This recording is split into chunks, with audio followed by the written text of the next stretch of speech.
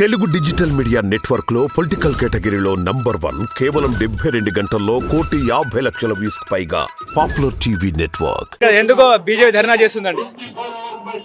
తెలంగాణ రాష్ట్ర ప్రభుత్వం యొక్క గవర్నమెంట్ అయినటువంటి ముఖ్యమంత్రి రేవంత్ రెడ్డి గారు ఫోన్ ట్యాపింగ్ కేసులో ఆల్రెడీ ఆయన కూడా అనుభవించినటువంటి వ్యక్తి.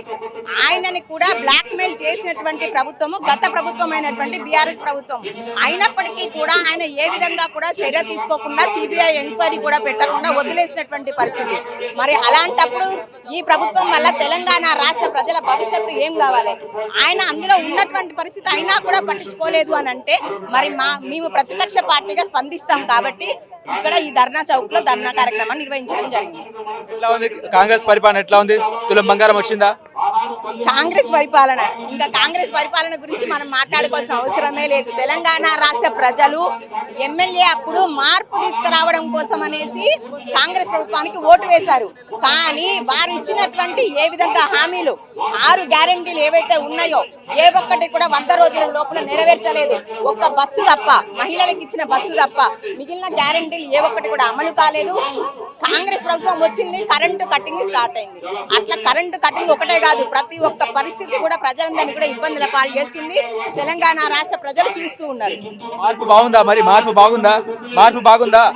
మార్పు రాలేదు. అసలు మార్పు బాగుందా అనడానికి మార్పు రాలేదు. మార్పు వస్తుంది అని తెలంగాణ రాష్ట్ర ప్రజలందరూ కూడా ఎన్నో ఆశలు పెట్టుకొని మా బతుకు బాగుపడుతుంది, రైతుల బతుకు బాగుపడుతుంది, మహిళల బతుకు బాగుపడుతుంది, యువకులకు ఉద్యోగాలు వస్తాయి, ఎన్నో ఆశలు పెట్టుకున్నటువంటి ప్రభుత్వము మనకు ఏ విధంగా కూడా ఏది కూడా హామీలు నెరవేర్చలేదు. 6 గ్యారెంటీలు కూడా నెరవేర్చినటువంటి పరిస్థితి.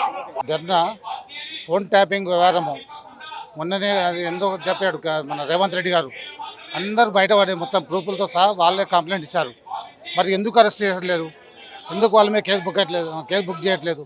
దానివలన మళ్ళీ వీళ్ళిద్దరూ కుమ్ముక్కై ఈ యొక్క రాష్ట్ర ప్రభుత్వాన్ని ఇల్లే ముందుకు తీసుకుపోదామని ఈ వచ్చే పార్లమెంట్ ఎలక్షన్లో భారతీయ జనతా పార్టీ ఎంపీ సీట్లు ఎక్కువ వస్తున్నాయి కాబట్టి మళ్ళీ వీళ్ళేమన్నా చేస్తారేమో అని భయంతో ఇద్దరు కలిసి మనం తెలంగాణ ప్రభుత్వం నడిపించుకుందామని ఆ ఉద్దేశంతోనే ఇదేదో కాంప్రమైజ్ అయినట్టు కనిపిస్తుంది. ఇది వదిలిపెట్టే సమస్య లేదు. ఖచ్చితంగా వాళ్ళని అరెస్ట్ చేయవలసిందే.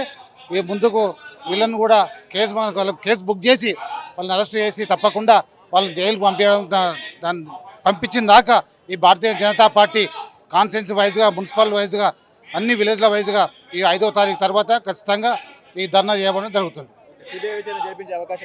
ఖచ్చితంగా చేపించాలి. ఖచ్చితంగా చేపించవలసిందే.